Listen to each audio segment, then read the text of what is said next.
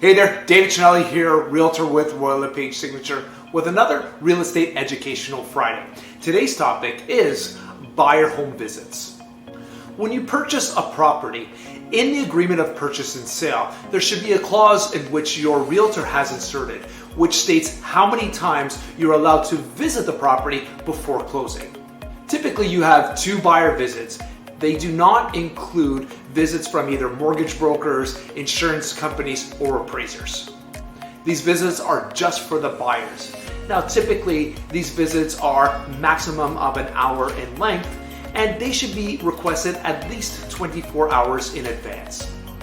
A buyer visit should be attended by the buyer or buyers and their real estate representative, and typically the seller should not be home during this visit.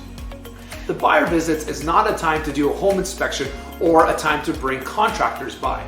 If you are wishing to bring a contractor by because you want to do some upgrades on the home, you do have to have the consent of the seller to do so. In reality, the buyer visit is there to ensure that the home is in the same condition from when you last saw it. Since there are multiple home buyer visits, it's always a good idea to do your final visit a day or so before closing. This way you can ensure that the sellers are indeed moving or packing or have moved out of the property. It is also a good opportunity to check out to see if there was any work that the sellers needed to complete before closing has actually been completed. So here's a quick list of all the do's and don'ts of home buyer visits. The first list is the do list.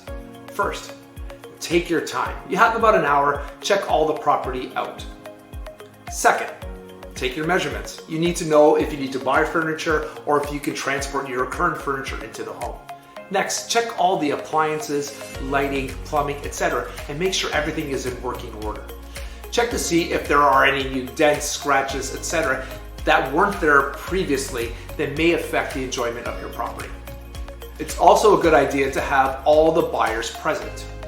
Finally, make a list of any deficiencies that you have found in the home and have your real estate representative pass on that list to the seller and the seller's lawyer to ensure that those issues are dealt with before closing. The next list are the don'ts. First on my list is skipping any buyer visits. You want to do at least 1 buyer visit before you close on the property. Next, don't bring any contractors to the home unless you have the seller's consent. Next, don't bring your whole family to the buyer visits. I know you're excited, but these visits are to make sure that the home is in good sound order and that there's no deficiencies. It's not a time to showcase your home. Next is pretty obvious. Don't break anything while you're doing the home visit. Next point is, it may not be obvious to you, but you're not really allowed to put any holes in walls to check, for moisture, etc. You're not really supposed to be ripping up any carpet or flooring, etc. You're just supposed to look with your eyes and not remove anything on the property or do any digging. The last one is, don't take too much time. You've been allotted an hour to do your buyer visit. Try not to go past that hour. You may upset the sellers. Well, I hope you enjoyed this week's Real Estate Educational Friday. The topic was buyer visits. If you have any questions for me or thinking about buying or selling, please feel free to reach out. You can always call or text me 416-876-9998 or email me at dcinelli@royallepage.ca. Have a great day. Bye for now.